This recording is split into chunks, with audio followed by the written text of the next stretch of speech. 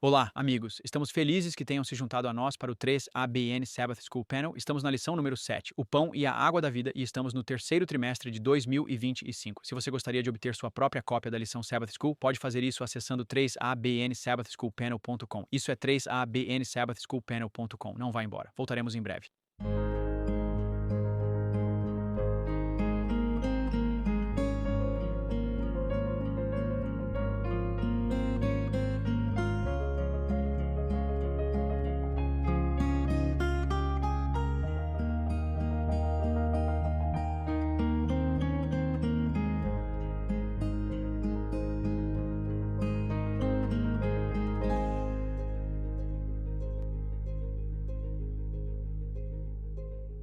Olá, amigos, e bem-vindos ao painel da Escola Sabatina 3ABN. Meu nome é Pastor James Raffert e estamos na lição número 7, o pão e a água da vida. Estamos muito gratos por vocês se juntarem a nós e agradecemos suas orações e seu apoio financeiro para a 3ABN e pela missão que Deus nos deu para levar as três mensagens angélicas a todo o mundo. Muito obrigado por isso. Antes de começarmos, gostaria de apresentar você, a sua família e a nossa mesa da Escola Sabatina de hoje. À minha esquerda imediata está o pastor John Denzey. Obrigado, Pastor James. Eu tenho codorna e maná na segunda-feira. Tudo bem. E aí temos o nosso recém-chegado ainda, pastor Ryan Johnson.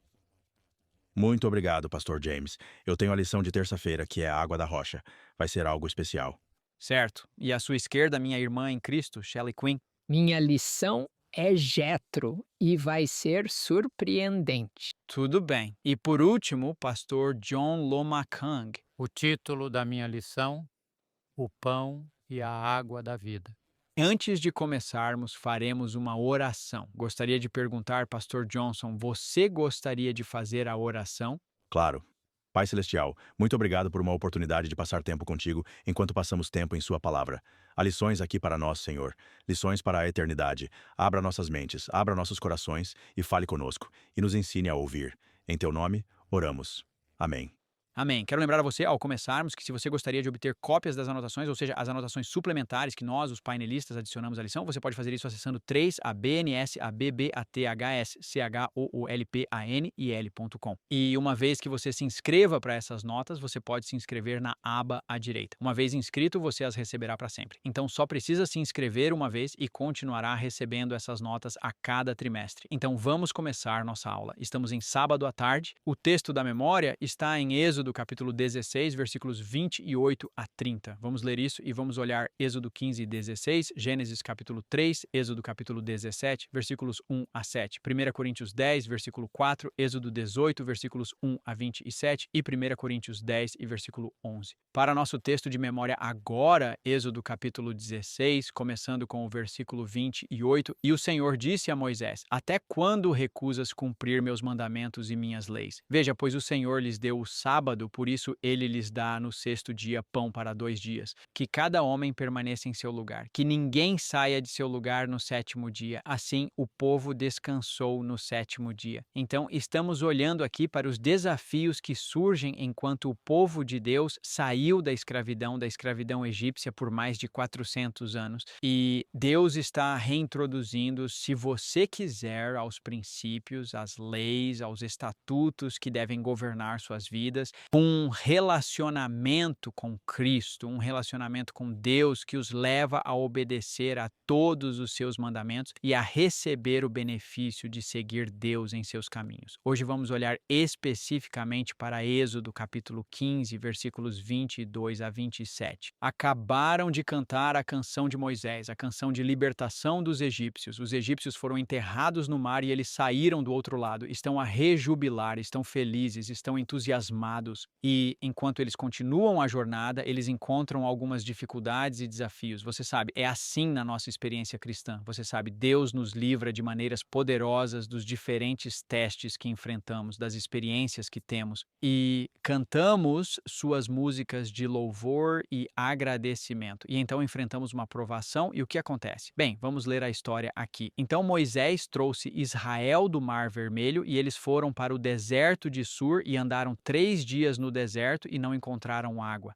E quando chegaram a Mara, não puderam beber das águas de Mara, pois eram amargas. Por isso o nome foi chamado Mara. E o povo murmurou contra Moisés, dizendo: O que vamos beber? E ele clamou ao Senhor, e o Senhor lhe mostrou uma árvore que, ao lançá-la nas águas, tornaram-se doces. Esta é a nossa experiência muitas vezes, sabe? Passamos da vitória e louvor a Deus para provações e murmúrios contra Deus. E quando reclamamos sobre situações ou circunstâncias da vida, essas reclamações retornam, são direcionadas de volta a Deus. Porque como cristãos que entregam suas vidas a Jesus, todas as coisas cooperam para o bem, de acordo com Romanos capítulo 8, versículo 28. Então, quando murmuramos sobre nossas circunstâncias e situações, estamos colocando dúvida em nossas mentes e corações contra a liderança de Deus em nossas vidas. Deus quer que estejamos certos de que Ele está conosco e que vai cuidar de nossas necessidades. Mas às vezes essa certeza pode ser eliminada e encoberta pela maneira como vivenciamos a vida ou pela forma como outras pessoas nos tratam na vida. Sentimos-nos sobrecarregados, às vezes, pelos desafios que temos individualmente ou pelos desafios que vêm de outras pessoas. Isso é o que estava acontecendo com os israelitas, com os hebreus. Eles tinham saído da escravidão e foram libertados por Deus no Mar Vermelho. E agora eles encontram uma dificuldade e ficam quase sobrecarregados e começam a murmurar contra Moisés e contra Deus. E então diz que para que Deus possa transformar esta água em água doce, para que Ele possa salvá-los e dar a eles a água de que precisam, Ele pega uma árvore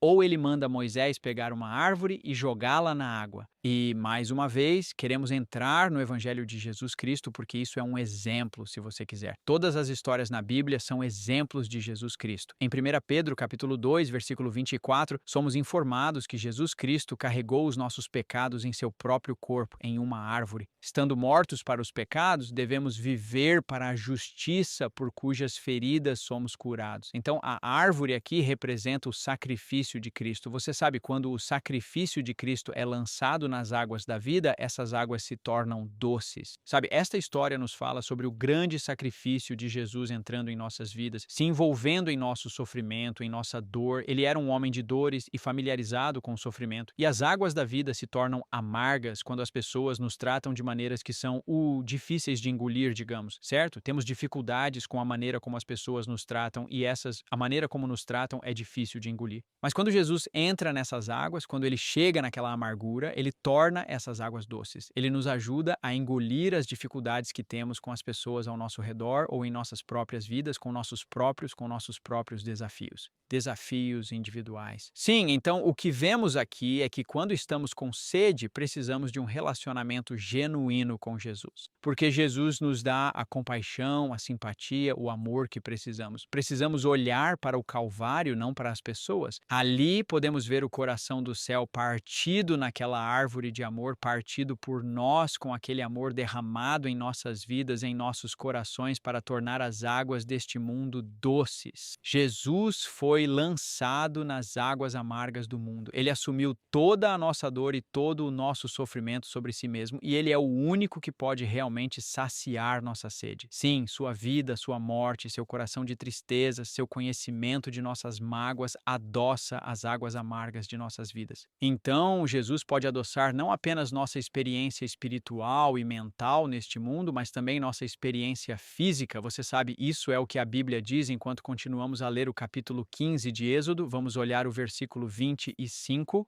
Diz: lá ele fez para eles um estatuto e uma ordenança, e lá ele os provou e disse: se você ouvir atentamente a voz do Senhor seu Deus e fizer o que é certo aos seus olhos e der ouvidos aos seus mandamentos e guardar todos os seus estatutos, eu não colocarei nenhuma dessas doenças sobre você que trouxe sobre os egípcios, pois eu sou o Senhor que te cura.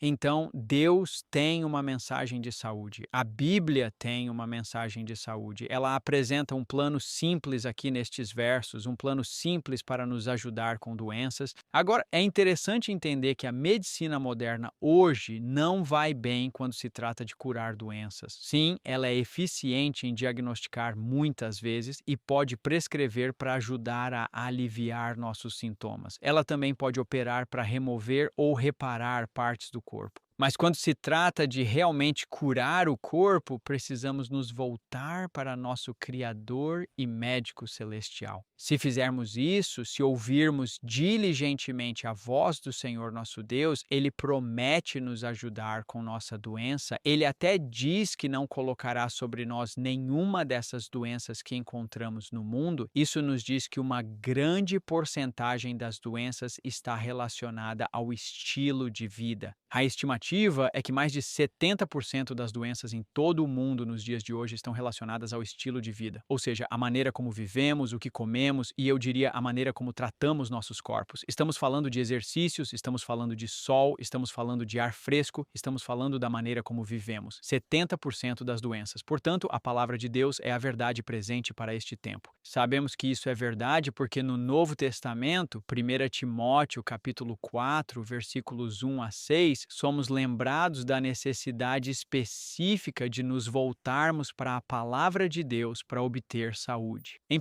Pedro, capítulo 4, começamos com o versículo 1. Diz 1 Pedro ou 1 Timóteo, desculpe, 1 Timóteo, capítulo 4, obrigado, 1 Timóteo, capítulo 4, versículo 1. Diz assim: agora o Espírito fala expressamente que nos últimos tempos alguns se afastarão da fé. Isso é da palavra de Deus, segundo Romanos 10, versículo 7, dando ouvidos a espíritos sedutores e doutrinas de demônios, falando mentiras na hipocrisia, tendo sua consciência. Isso é a copercepção deles com Deus, cauterizada com um ferro quente, proibindo casar. Você pode ler sobre isso. É um casamento espiritual que lemos em Apocalipse 19, 8 e 9, onde a esposa se aprontou e ordenando abster-se. Isso é para se afastar das carnes, diz a versão do Rei Jaime. Na verdade, é comida em grego, comida que Deus criou, que é fundada ou formada originalmente. Estou lendo as palavras gregas aqui. Para ser recebida com gratidão daqueles que abaixo acreditam e conhecem a verdade. Para toda criatura que é uma formação original que Deus fez para alimento é boa, e nada a ser recusado se ao recebermos com gratidão, pois é santificado pela palavra de Deus e oração. E então continua dizendo: se puseres os irmãos em lembrança destas coisas, serás um bom ministro de Jesus Cristo, nutrido nas palavras da fé e da boa doutrina a que chegaste. Então vemos esses versos nos direcionando de volta à dieta original de Deus. Nós poderíamos chamar de a dieta do Gênesis. Deus está nos chamando de volta aos princípios que Ele estabeleceu para que sejamos saudáveis. E o Espírito está falando claramente. Ou seja, isto é uma declaração profética. Nos últimos dias, as pessoas vão se afastar da dieta original de Deus. Agora, temos visto um grande movimento em direção à dieta original de Deus no mundo ao nosso redor. Muitas pessoas estão percebendo quão benéfico é seguir os princípios que Deus estabeleceu para o que comemos e colocamos em nosso corpo. Mas também houve uma grande resistência contra isso, e muito disso é baseado em finanças. Muitas das corporações ou organizações no nosso mundo hoje não são beneficiadas por nós vivermos comendo uma dieta simples, porque há muitas corporações que ganham muito dinheiro processando alimentos e produzindo alimentos que não são necessariamente benéficos para a nossa saúde, mas geram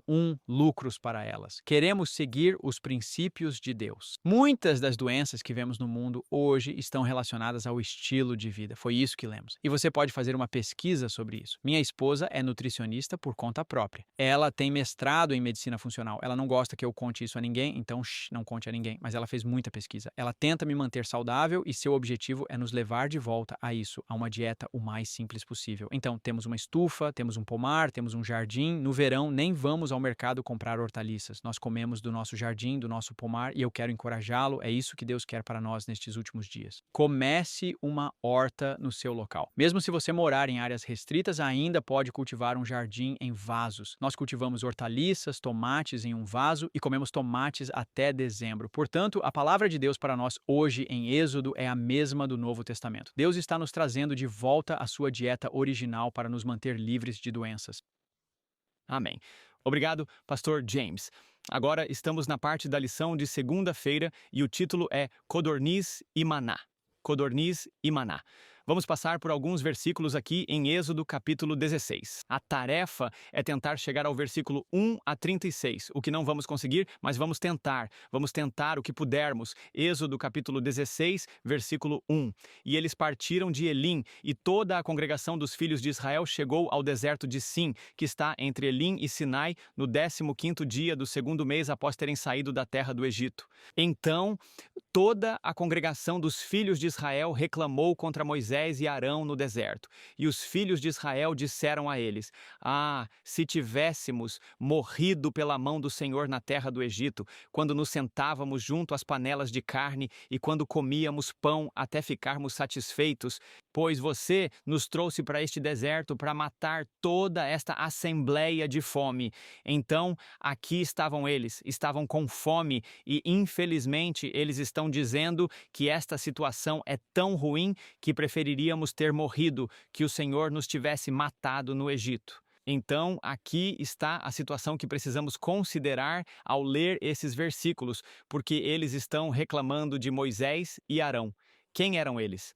Eles eram os representantes do Senhor e, ao reclamar contra Moisés e Arão, estavam realmente reclamando contra o próprio Deus, uma posição perigosa para se estar. E, ao olharmos para hoje, o dia em que vivemos, precisamos ter cuidado ao reclamar ou murmurar contra os vasos escolhidos de Deus para liderar e guiar seu povo, pois eles são inspirados e usados pelo Senhor. Êxodo 16, versículo 7. E pela manhã vereis a glória do Senhor, pois ele ouve vossas queixas contra o Senhor. Note que eles estão deixando claro para eles: vocês estão reclamando de nós, mas na verdade estão reclamando do Senhor. Mas o que somos nós para você reclamar contra nós? Não importa realmente, não nos machuca que você está reclamando contra nós. Você está reclamando contra o Senhor e isso é perigoso. Êxodo 16, versículo 8.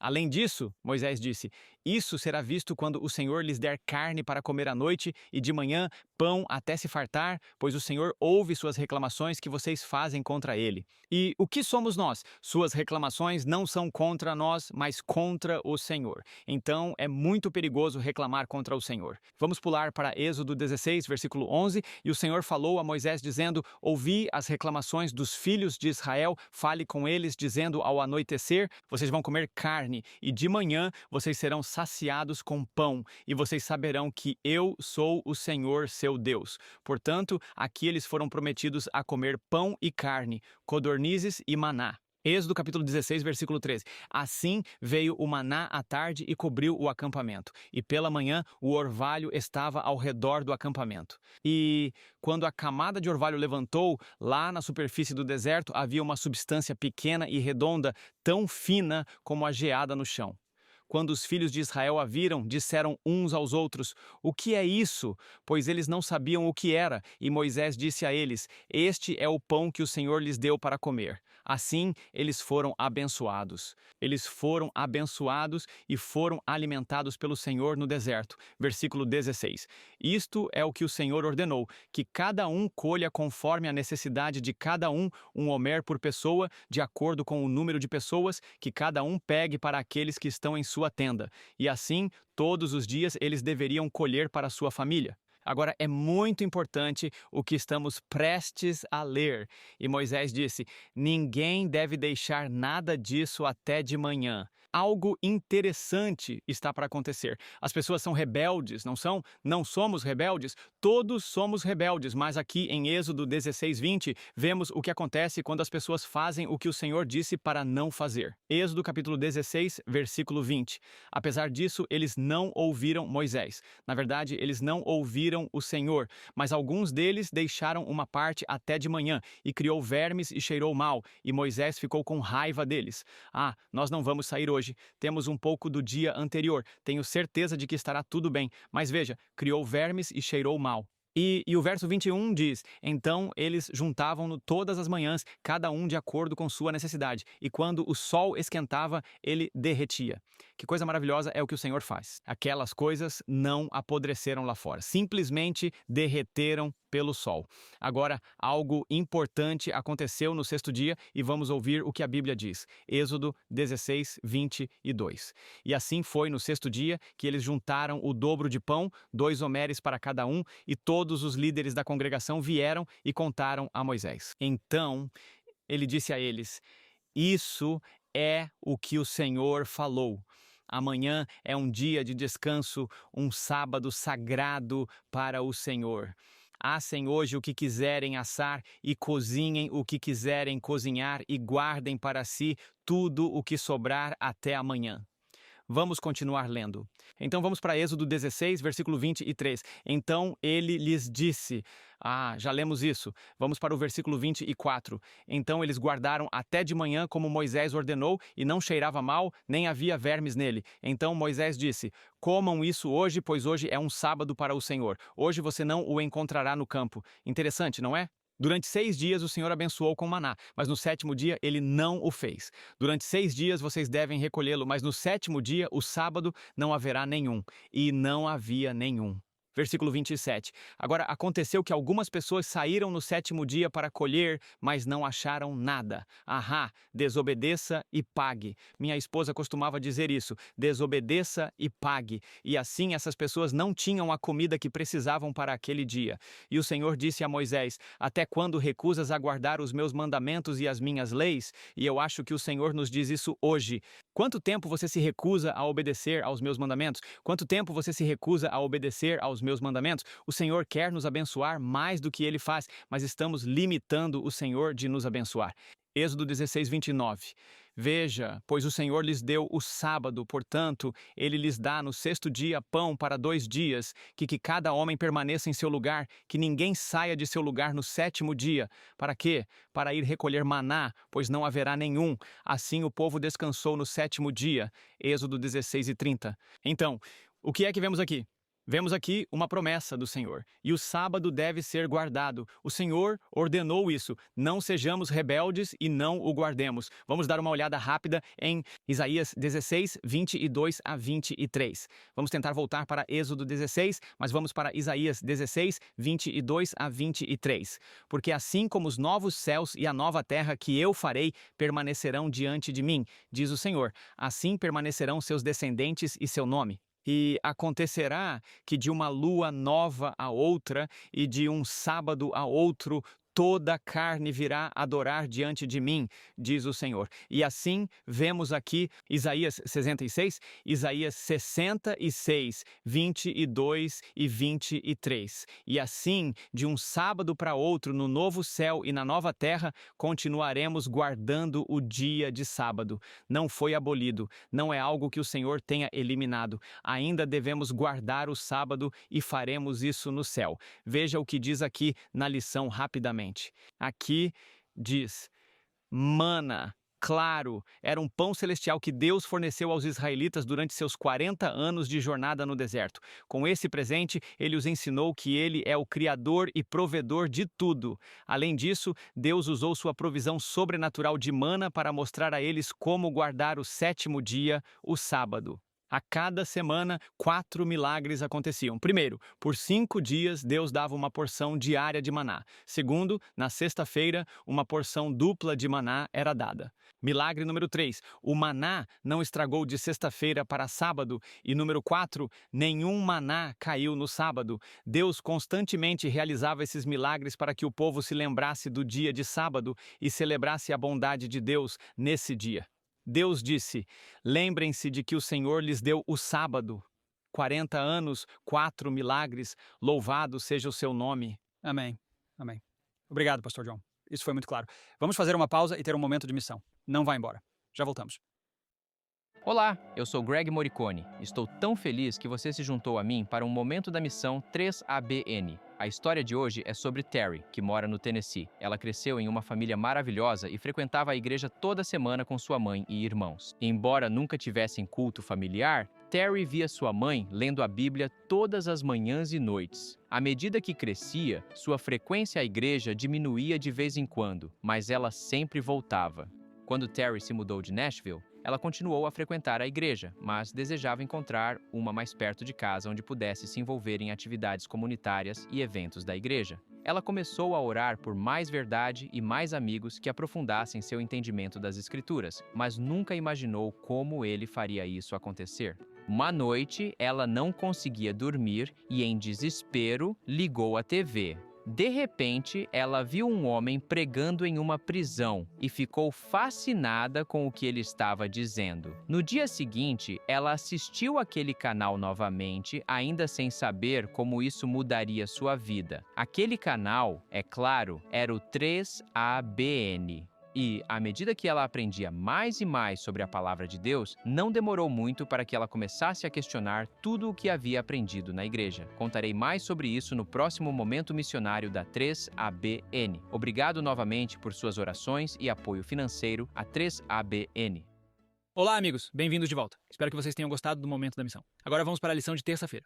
Obrigado, Pastor Rafferty. Amigos, vimos a disposição e a capacidade de Deus em prover para os seus filhos. Obrigado, Pastor Denzi, por explicar isso e também a importância da obediência. A aula de terça-feira se chama Água da Rocha e vamos para o capítulo 17 do Êxodo. Mas antes de chegarmos lá, vamos fazer um pequeno resumo para que todos estejamos no mesmo ponto. Então, os filhos de Israel estão saindo do deserto de Sim, como é pronunciado, e eles estão indo para Refidim. E isso é bem próximo do que é chamado de Península do Sinai. Agora, uma coisa interessante é que é uma área muito árida. E eles estão viajando, os estudiosos acreditam, no final da primavera, em algum momento por aí. E naquela área, eles têm muitos leitos de rios secos. Não há água, mas no final da primavera, eles esperam que as neves tenham derretido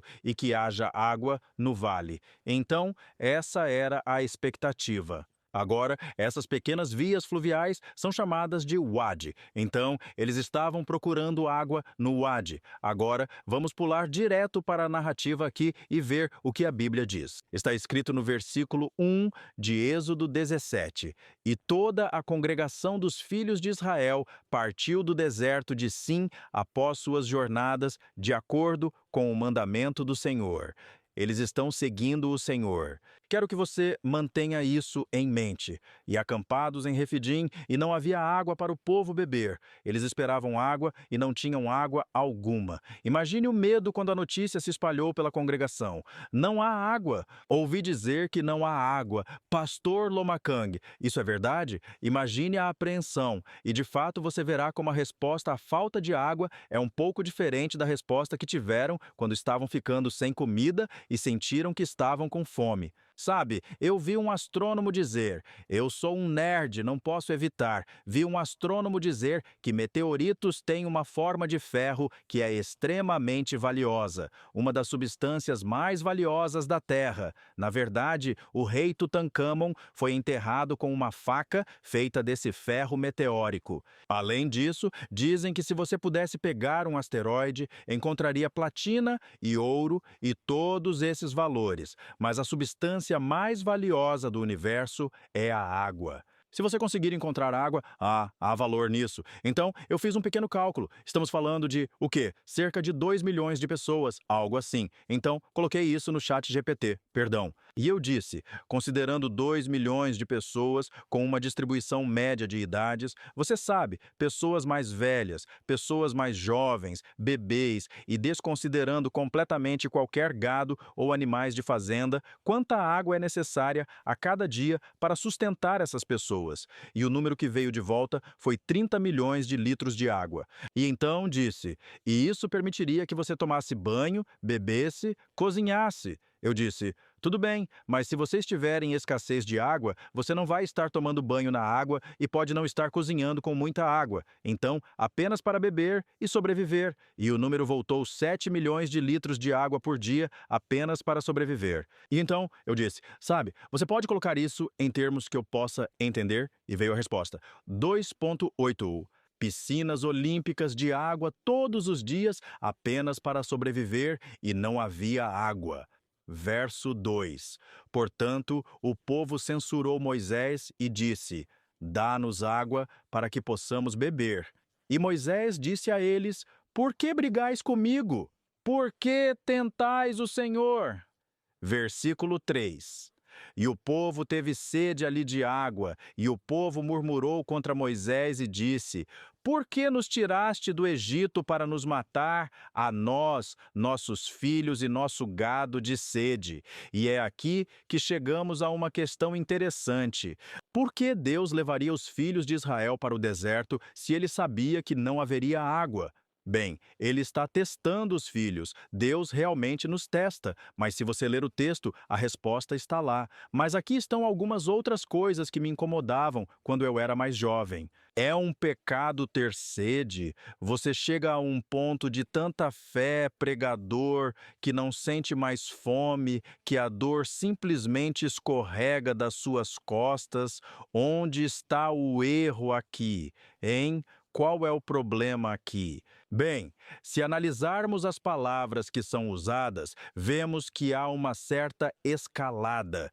Primeiro de tudo, diz que os filhos de Israel discutiram com Moisés. Essa palavra Reb não significa apenas que eles estavam bravos. Aqui estão as interpretações literais do hebraico.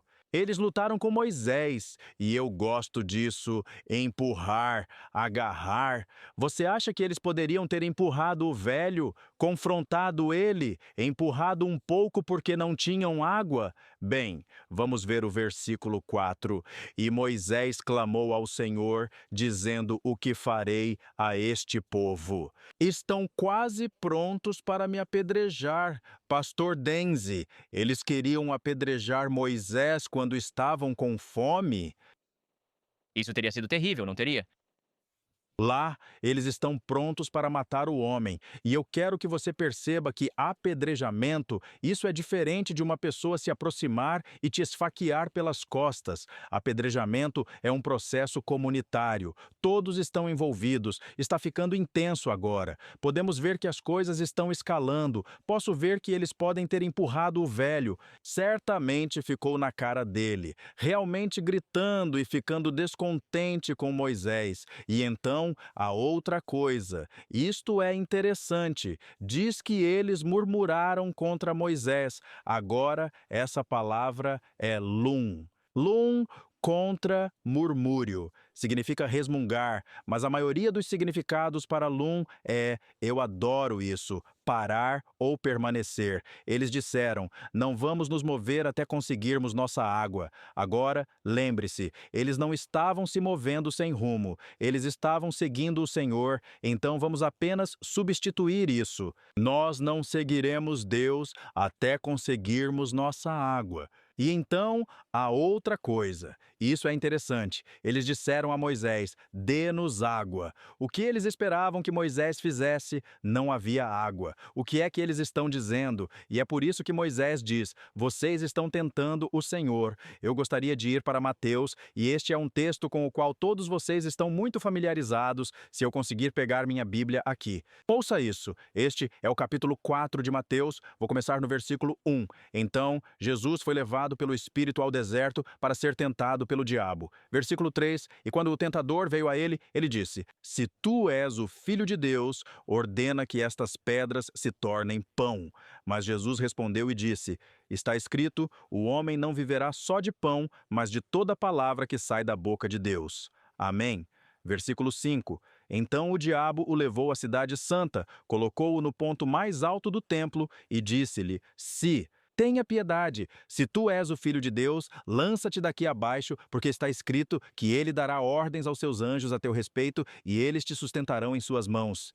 Ele está citando os Salmos. O diabo conhece a Bíblia. Tenha piedade, para que em algum momento não tropeces o teu pé contra uma pedra. E Jesus lhe disse: está escrito novamente, não tentarás o Senhor teu Deus.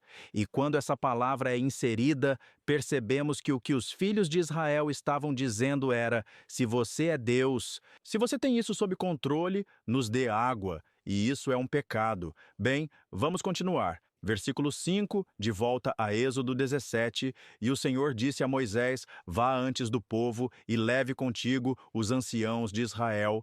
Apenas levou os anciãos, e tua vara com a qual feriste o rio, toma em tua mão e vai antes. Eu estarei diante de ti, eis que estarei diante de ti ali, sobre a rocha, em Horebe. Eu gosto da ideia de que quando estamos com Deus, Deus está conosco. E tu ferirás a rocha, diz Deus, e dela sairá água, para que o povo beba. E Moisés fez assim na presença dos anciãos. Água saiu da rocha. Deus proveu para o seu povo. Paulo diz em 1 Coríntios que a rocha é Jesus que foi ferido. Teve misericórdia de prover para o seu povo. Que exemplo poderoso, poderoso aqui, mas em nossos momentos finais ainda temos essa pergunta: por que Deus levaria os filhos de Israel para um lugar onde não havia água? Deus não sabia? E a resposta estava certa em 5. O Senhor disse a Moisés: vá adiante do povo, vá em frente, certo,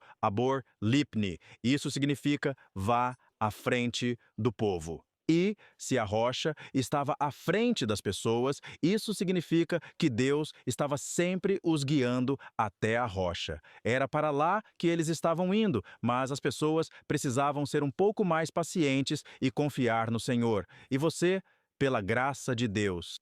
Boa. Obrigado. Muito bom. Eu apenas agradeço a lição de todos. Eu sou Shelley Quinn, eu tenho quarta-feira e o título de quarta-feira é simplesmente Jetro. É bastante óbvio que Êxodo está definitivamente escrito em uma ordem cronológica. Eu quero preparar isso.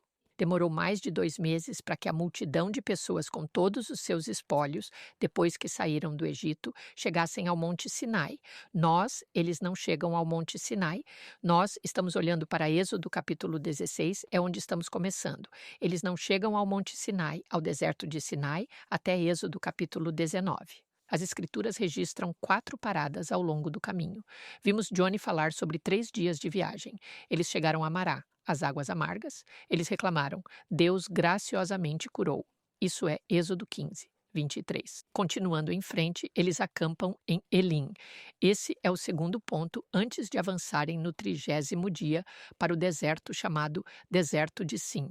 Sempre pronunciei isso errado, mas obrigado. Isso é, quer dizer, essa é a terceira parada deles. Êxodo capítulo 16, versículo 1, onde eles reclamaram contra Deus. Ele enviou o maná, o biscoito parecido com mel. E então, em Êxodo 16, 4, enquanto estão aqui no deserto de Sim, Deus diz a Moisés que está fazendo isso para testá-los, para que eu possa testá-los se eles andarão na minha lei ou não. Ele está se referindo especificamente à lei dos 10 mandamentos de Deus. Agora, espere um minuto. Eles ainda não chegaram ao Sinai. Ele ainda não falou com eles. Ele ainda não registrou isso em pedra. Mas a Escritura prova isso em apenas 1 minuto. Vamos ver. Específico para o milagre do maná, eles deveriam coletar o dobro para o sábado. Isso indica que, você sabe, em Gênesis vemos 9 dos 10 mandamentos que todos os patriarcas seguiam. E as pessoas dirão, bem, nós não vemos, além de que Deus estabeleceu o sábado na criação. Nós não vemos isso. Bem, isso indica que Deus esperava a contínua observância do sábado desde a criação. Então Moisés leva o povo a Refidim. Este é o 4º local de parada, o lugar que ele depois chamou de Massá ou Meribá. Desconhecido, estava em algum lugar. O acampamento estava no Monte Horeb, onde Moisés viu a sarça ardente, porque diz que Êxodo 17, 1 a 4, o povo fica hostil. Eles se levantam prontos para matá-lo, e aqui na rocha de Horeb, Deus faz jorrar a água. Agora, enquanto estavam acampados em Refidim, isto é, Êxodo 17, 8 a 13, eles lutaram contra os amalequitas liderados por Josué, e enquanto Moisés mantinha seu cajado acima de sua cabeça, eles ganharam. Mas assim que os braços dele ficaram cansados, você sabe, eles começaram a perder. Então, Arão e Hur vieram. E aqui está a coisa interessante. Midian era perto. Jetro era o sacerdote em Midian, que é o sogro de Moisés. Moisés havia levado Zípora e seus 2 filhos para Midian antes desta viagem, e Jetro provavelmente ouviu as histórias incríveis de como Deus libertou. Então ele aparece em Êxodo 18. É aí que estamos. Êxodo 18, 1-5. Jetro vai ao acampamento em Refidim e ele está devolvendo Zípora e os 2 filhos a Moisés. Moisés sai para cumprimentá-lo. Em Êxodo 18, 8, Moisés conta ao sogro tudo o que o Senhor fez a Faraó e aos egípcios pelo bem de Israel, e sobre todas as dificuldades que encontraram ao longo do caminho e como Deus os salvou. Então Jetro começa um louvor espontâneo pela bondade de Deus em Êxodo 18 e 10. Ele vê que Deus interveio de maneiras extraordinárias em favor do povo. Então, Êxodo 18, 10-11, ele diz: Bendito seja o Senhor que os livrou da mão dos egípcios, da mão do faraó. Ele te livrou das mãos dos egípcios. Agora eu sei que o Senhor é maior do que todos os deuses, com D minúsculo, porque nesta situação os egípcios trataram o povo com arrogância. Então, este é um exemplo de como o trabalho de Deus entre seu povo é um testemunho para outros, mostrando que ele é o verdadeiro Deus. Agora, no dia seguinte, Jetro está observando enquanto Moisés está, do amanhecer ao anoitecer, sobrecarregado, ouvindo as pessoas que estão em fila e trazendo todos esses problemas. E Êxodo 18, 16. Bem, antes disso ele pergunta, Jetro diz a Moisés: O que é esta coisa que você está fazendo?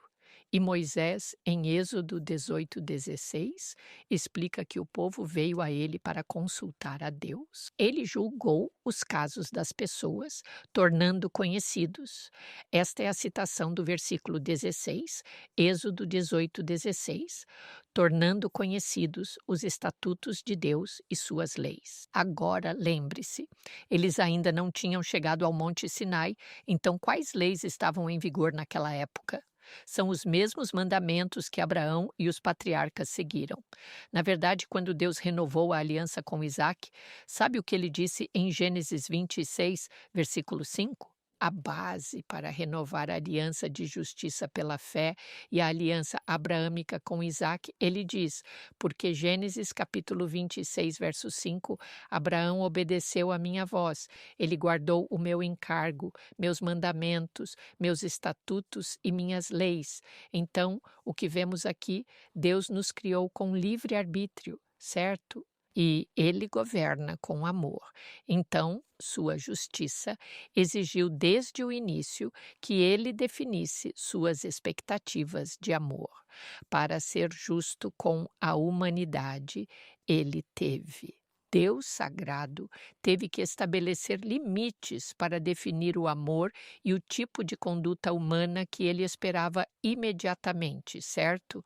Quero dizer, este é o código moral de amor de Deus. Foi impresso no coração de Adão e Eva e seguido por todos os patriarcas. Mas isso, se você olhar para o estudo de Gênesis, se você se aprofundar, os patriarcas andaram em relacionamento de aliança com o Senhor, obedecendo fielmente aos seus mandamentos. Ele estabeleceu seus 10 mandamentos desde o início para explicar o que lhe cabia como nosso Criador e os direitos da humanidade que o amor exige. Deus não achou necessário definir sua existência quando disse a Moisés o que escrever em Gênesis. É simplesmente a existência de Deus é assumida, o mesmo com esses mandamentos. Lembre-se, Êxodo ou Gênesis cobre 2.300 anos de história, 2.000 apenas nos primeiros 11, depois 300 dos patriarcas. Mas se não houvesse mandamentos, poderia haver pecado? O que diz 1 João 3,4, que define pecado como a violação contínua dos mandamentos de Deus. Então, o que Moisés faz? Quer dizer, o que Jetro faz? Ele diz a Moisés, ei, Escolha homens de bom caráter, homens que sejam confiáveis, que odeiam ganhos desonestos, para administrar esses casos e apontá-los sobre unidades de milhares e centenas e 50 e 10. Apenas peça para eles trazerem os casos difíceis para você. Agora, sabe, isso vai reduzir a carga administrativa de Moisés e ele poderia se concentrar nos problemas importantes. Eu adoro o que o Quarterly diz. Moisés poderia ter dispensado o velho e dito para ele cuidar da sua própria vida. Ele não fez. Que lições importantes podemos aprender com a sua disposição ou falta de disposição para ouvir essa pessoa que nem era hebraica? Então, aqui estão eles. Estão julgando de acordo com as leis e os estatutos de Deus que Abraão e os patriarcas seguiram, e agora, no terceiro mês, diz que eles partiram de Refidim. Eles chegaram ao acampamento no Monte Sinai, onde Deus se tornaria seu rei. Êxodo 19. Deixe-me ler para você. Versículos 1 e 2. No terceiro mês, depois que os filhos de Israel saíram da terra do Egito, no mesmo dia eles chegaram ao deserto do Sinai, pois haviam partido de Refidim. Eles agora tinham chegado ao deserto do Sinai e acamparam lá. Então Israel acampou lá diante da montanha. Deus vai dar-lhes 3 dias para se prepararem, ou 2 dias para se limparem externa e internamente. E no terceiro dia ele descerá na montanha com poder e glória e lembrará a eles de seus 10 mandamentos enquanto os comunica. Ei, obrigado, Shelley. Obrigado, Pastor Johnson, Pastor Denzi e Pastor Rafferty. E agora, vamos olhar a lição de quinta-feira, o pão e a água da vida. Agora, a lição começa com a primeira carta aos Coríntios, capítulo 10, versículo 11. Mas eu quero ir para a primeira carta aos Coríntios, capítulo 10, e eventualmente chegar ao versículo 11. É uma caminhada pela história dos israelitas. E isso é significativo porque o foco é o pão e a água da vida. Vamos para a primeira carta aos Coríntios, capítulo 10. História, dizemos. Aqueles que não aprendem com a história estão condenados a repeti-la. Vamos analisar isso, certo? 1 Coríntios, capítulo 10, diz: Além disso, irmãos, não quero que vocês sejam ignorantes ou não percebam que... Quero que vocês notem as semelhanças. Que todos os nossos pais estavam sob a nuvem. Sabemos o que é isso, a nuvem protetora de Deus. Todos passaram pelo mar, o Mar Vermelho. Todos foram batizados em Moisés, na nuvem e no mar. Todos comeram o mesmo alimento espiritual e todos beberam a mesma bebida espiritual, pois beberam da rocha espiritual que os seguia, e essa rocha era Cristo. Como o pastor Johnson apontou, Jesus os liderou porque ele era e é a água que nos refresca. Mas o verso 5 insere algo que é bastante alarmante. Mas com a maioria deles, Deus não ficou satisfeito, pois seus corpos foram espalhados no deserto. Agora, Paulo destaca: agora, vou descer até o verso 11. Diz-nos como aconteceu e o que aconteceu. Verso 6. Agora, todas essas coisas se tornaram nossos exemplos, com a intenção de que não devemos cobiçar coisas más, como eles também cobiçaram. E não nos tornemos idólatras como alguns deles, como está escrito: o povo sentou-se para comer e beber e levantou-se para se divertir. Versículo 8. Nem nos entreguemos à imoralidade sexual como alguns deles fizeram, e em um dia 23.000 caíram. Verso 9. Nem tentemos, ou murmuramos, ou testemos Cristo, como alguns deles também tentaram, e foram destruídos por serpentes. Nem reclamem contra Moisés e contra Deus, como alguns deles também reclamaram, e foram destruídos pelo destruidor. Versículo 11. Agora todas essas coisas aconteceram a eles como exemplos, e foram escritas para nossa advertência sobre quem os fins do mundo ou os fins das eras chegaram. E esta passagem termina com 2 versículos muito importantes. Portanto, aquele que pensa estar de pé, cuide para que não caia. E o versículo 13. Nenhuma tentação o tomou, exceto aquela que é comum ao homem, mas Deus é fiel. Quem não permitirá que você seja tentado além do que pode suportar, mas com a tentação também fará um caminho de escape para que você possa suportá-la. Que história! Que história! Você pensa em toda a jornada dos filhos de Israel condensada em 13 versículos. Que história! Agora, se notarmos o que aconteceu, o apóstolo Paulo destaca isso de maneira clara em 1 Coríntios 10:5. E eu quero dedicar um tempinho para desenvolver isso. Lá diz: Mas com a maioria deles, Deus não estava satisfeito. Agora, o que significa agradar a Deus? Vamos começar esta jornada indo para Hebreus capítulo 11, versículo 6. O que significa agradar a Deus? Significa cantar bem? Significa dar bons estudos bíblicos? O que significa agradar a Deus? Olhe para Hebreus capítulo 11, versículo 6. Isto é indicativo do motivo pelo qual eles reclamaram durante o caminho, do motivo pelo qual eles reclamaram para Moisés, do motivo pelo qual eles reclamaram dos egípcios, do motivo pelo qual eles reclamaram do pão, do motivo pelo qual eles reclamaram da comida, do motivo pelo qual eles reclamaram da água. Havia algo que lhes faltava que os fazia reclamar. E então, abre outra porta. Hebreus capítulo 11, versículo 6. Mas sem fé é impossível agradar a Ele. Eles não tinham fé, como o pastor Johnson destacou. O Senhor os guiou em uma época do ano quando deveria haver água. E eu acredito que a resposta para a pergunta, por que Deus os guiaria para onde não havia água? Porque Deus estava mostrando a eles, não confiem em coisas materiais, confiem no Senhor. Veja, na ausência do óbvio, temos o poderoso. O óbvio é uma coisa, mas o poderoso está sempre presente. As coisas óbvias nem sempre nos sustentarão, mas o poderoso, o próprio Senhor, sempre nos sustentará. Não precisamos ter ampla provisão em nossa conta bancária, ampla provisão em nossas ações, ampla provisão em nossas posses, porque Deus, meu Deus, supre quantas das nossas necessidades deve, todas as nossas necessidades, de acordo com suas riquezas e glória. Filipenses 4:19. Mas eles não acreditavam em Deus e não tinham fé. Eles não conseguiram agradá-lo. Mas note que isso abre outra porta, pois quem se aproxima de Deus deve crer que ele existe. Bem, eles não podiam ver Deus, apenas viam Moisés e começaram a murmurar contra Moisés, porque não tinham os olhos da fé para ver Deus não apenas operando a libertação deles, mas também a provisão, o sustento e a transformação durante a jornada pelo deserto. O que aconteceria se eles simplesmente confiassem em Deus? O que aconteceria se eles tivessem fé? Olhe para o resto do versículo. E que ele é recompensador daqueles que diligentemente o buscam. Não apenas dizendo, bem, eu não consigo encontrar a resposta. Você sabe, irmãos, para encontrar a resposta na palavra de Deus, você tem que cavar profundamente. Você não pode simplesmente ignorar a Bíblia. Você não pode simplesmente dizer, bem, estou lendo meu versículo da memória e minhas devoções, e é isso. Não, você tem que se aprofundar na palavra de Deus. É um tesouro e você deve buscá-lo. Note como a Bíblia diz para fazer isso. Vamos olhar para o aspecto de busca, porque sem fé não há busca diligente. O que acontece? Veja Mateus 7:7. Peça, isso é chamado diligência. Peça e será dado. Busque e encontrará. Bata e será aberto para você.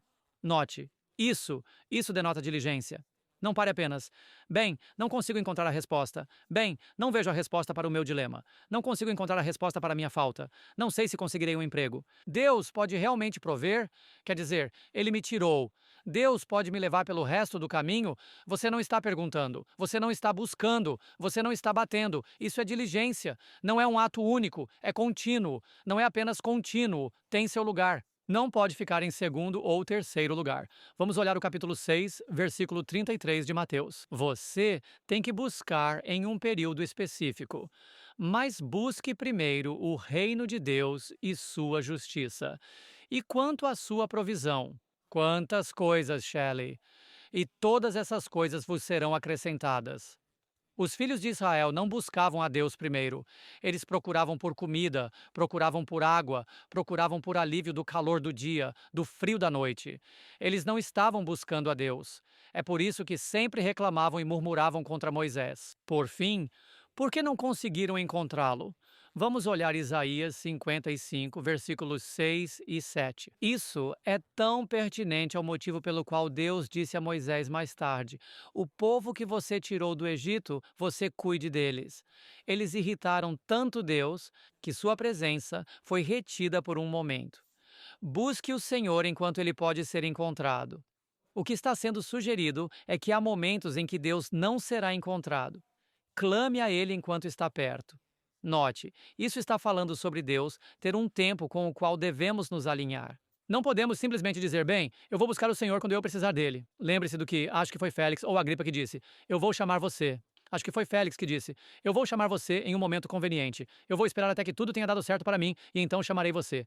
E muitos de vocês fazem a mesma coisa. Quando eu me formar, me tornarei cristão. Quando eu terminar meu trabalho, vou me tornar cristão. Quando eu tiver 33 anos, aceitarei o Senhor.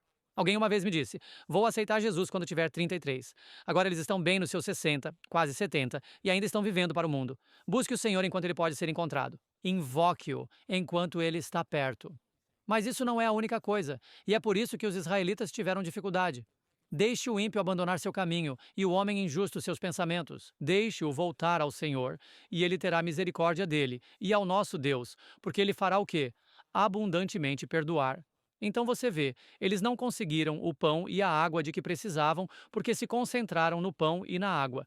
Eles não buscaram a Deus quando ele era óbvio, quando ele estava lá, quando ele estava realizando milagres. Eles buscavam por ele apenas por provisão e por posses materiais.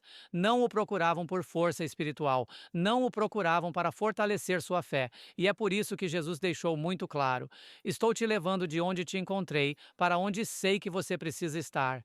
E o mesmo é verdade hoje, amigos.